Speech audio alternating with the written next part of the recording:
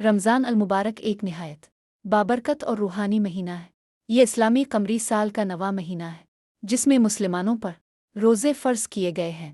اس مہینے کی چند خاص باتیں ہر مسلمان کے لیے جانا ضروری ہے، اور ان سب باتوں کا اہتمام سب مسلمانوں پر فرض ہے۔ زیادہ سے زیادہ شیئر کریں۔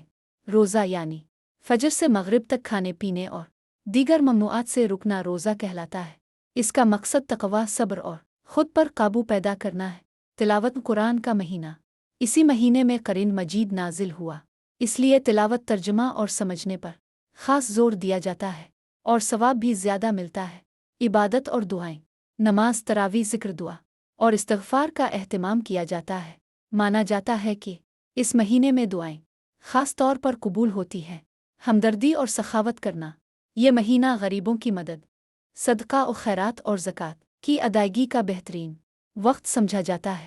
افطار کرانا بھی بڑی نیکی ہے۔ لیلۃ القدر رمضان کے آخری عشرے میں ایک رات آتی ہے جو 1000 مہینوں سے بہتر ہے۔ اسی میں عبادت کا اجر بے حد بڑھ جاتا ہے۔